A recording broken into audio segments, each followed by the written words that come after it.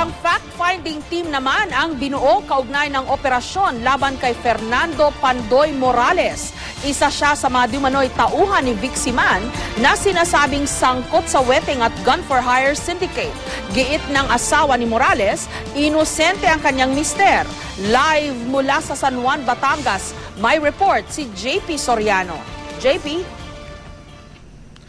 Jessica, narito tayo ngayon nga sa burol ni Pandoy Morales sa San Juan, Batangas at patuloy na umaalma ang mga kaanak ni Pandoy Morales sa ginawa raw labis na aksyon ng Batangas PNP nang subukan nilang arestuhin ang itong si Pandoy at pero giit Jessica ng PNP Batangas, lehitimo ang kanilang operasyon at wala daw talaga silang ibang choice kundi gawin iyon. Hustisya ang panawagan ng pamilya ni Fernando Pandoy Morales na napatay sa San Juan, Batangas nitong Lunes. Ayon sa Mrs. ni Morales, wala raw naganap na palitan ng putok sa sinasabing operasyon ng pulis. Kumatok daw ang mga pulis 1:00 ng madaling araw at sinabing may bitbit silang warrant of arrest laban kay Pandoy kaugnay ng kasong illegal possession of firearms. Pero wala naman daw ipinakitang kopya ang mga pulis. Pumasok ng mga armado na lalaki. Ang pinakiusap lang po ng aking asawa ay, syempre tulog siya, ginising ko, utoy, may mga pulis. Ang sinabi niya lang po na pinakiusap niya ay, magpapantalon lang po ako. Dahil nakabrief eh. Doon na raw siya nakarinig ng sunod-sunod na putok. Kasunod nito'y ang pag-iyak ng kanilang mga kaanak. Halos paluhod na siyang kinaladkad pababa. Yun, hanggang doon sa pakusinang iyon. Nung mailabas, may narinig akong putok. Ang pinagtataka raw niya, mayroon agad mga tauhan ng soko sa lugar. Wala raw pag-aaring baril si Morales. Hindi naman nila itinatanggi na malapit na magkaibigan sina Pandoy Morales at Vic Siman. Ninong pangaraw sa kasal ng kanilang panganay na anak si Siman, pero hindi raw sila sangkot sa weteng at sa gun-for-hire syndicate. Pero giit ng PNP, lehitimo ang operasyon.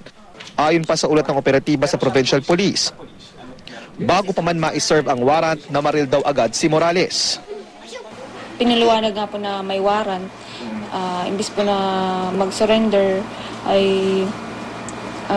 pinutukan na lamang po ang ating police officers.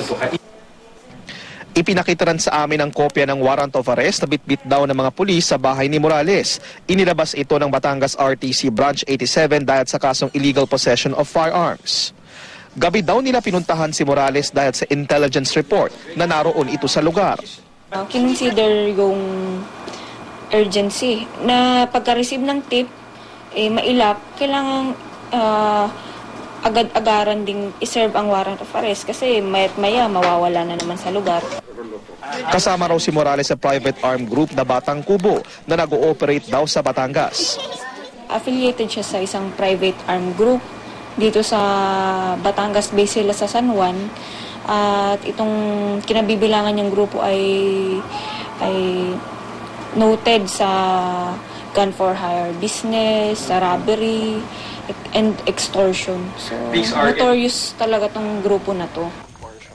Jessica, muling iginigiit nitong misis ni Pandoy Morales na wala nga hindi sangkot sa anumang gun-for-hire group. Itong kanyang mister na si Pandoy Morales, pero minsan na daw o inamin sa atin ngayon ni si Mrs. Morales na noong daw mas bata pa itong si Pandoy Morales ay minsan na siya naging weteng operator sa Pangasinan at matagal-tagal nga rin daw ito naging pinagkakitaan ni Pandoy Morales, pero hindi raw alam ni Mrs. Morales ang koneksyon nitong si Pandoy kay Vic Siman kung weteng ang pag-uusapan. Samantala, Jessica, tinanggal na sa kanilang pwesto o sa pagiging Provincial Director ng Batangas ang PNP Provincial Director at iba pang opisyal ng PNP na nagpunta at nag-operate at nag-attempt ka na mag-aresto rito kay Pandoy Morales. Sumailalim na rin sa paraffin test, Jessica, ang mga pulis na nag-aresto at nag-attempt umaresto rito kay Pandoy Morales at bumuo na rin ng isang fact-finding committee ang CIDG mula sa Camp Crame. Jessica? Okay, liwanagin lang natin, JP. Itong si Pandoy Morales hindi kasama dun sa mga pinatay doon sa Atimonan, Quezon. In a succeeding operation siya natugis nitong Batangas PNP. Pinuntahan siya mismo sa kanilang tahanan at dinukot, tapos before they knew it, patay na siya, di ba?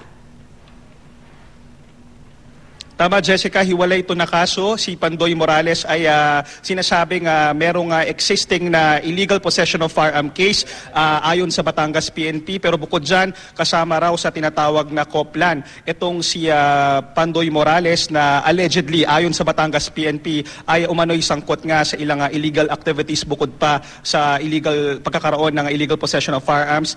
Armed and dangerous daw ito. Yun daw yung rason kung bakit sila napunta at maraming mga kasamang pulis na nagpunta sila rito. Hindi nila mapaliwanag sa ngayon yung circumstances, Jessica, kung bakit 20 pulis laban sa isa at bakit nga nauwi sa pagkamatay itong si Pandoy Morales. Lalo pat at sa ngayon, hindi pa rin nila masabi kung ano yung oras ng yung dami ng bilang ng pumasok na pulis. Pero sinasabi nila may nakuha raw silang caliber 45 mula rito kay Morales nang siya'y maaresto o nang siya'y mabaril nung Lunes ng gabi. Okay, at ang hindi rin nagtutugma, JP, sinasabi ng Batangas PNP, legitimate din itong kanilang operasyon laban kay Morales, pero bakit sila tinanggal ngayon? Bakit tinanggal yung hepe ng Batangas PNP? Parang ganun din yung nangyari sa mga involved dun sa Atimonan, di ba? Sabi nila, legitimate yung kanilang operasyon, pero tinanggal din sila sa pwesto. Jessica, in fact, meron talagang misteryong malaking nangyayari dito sa kasong ito Tama, Jessica. In fact, nanggaling mismo kay DILG Secretary Marojas yung pagko-question sa nabanggit niya. He is questioning yung time. Madaling araw kasi 1:30 ng madaling araw sinerve yung warrant of arrest. Hindi raw yun na normal na oras ng pag-serve ng warrant. Kung talaga daw meron silang warrant of arrest, bakit hindi ito iginawa sa umaga? Ang sagot naman ng Batangas PNP, yung oras na yon doon lang daw nila natanggap yung kanilang tip na narito nga sa area na itong si Pandoy Morales. Pero ang ginigiit ng pamilya, hindi naman daw nagtatago itong si Pandoy Morales. Nandito lang daw ito. At sinasabi nila yung warrant of arrest 2010 pa lang daw ay naroon na yon. At bakit hindi raw ito sinerve at hinanap talaga itong si Pandoy Morales. So yun po yung mga question na gagaling talaga sa pamilya, umalma yung pamilya at ito'y finorward din na sa kapulisan. Nako po, we're seeing a trend, JP. Binabaril and then may investigasyon and then tatanggalin yung mga nagsagawa ng operasyon. Parang meron talagang marami talagang mga dapat na sagutin dito sa mga kasong ito. In any case, maraming salamat sa iyo, JP Soriano.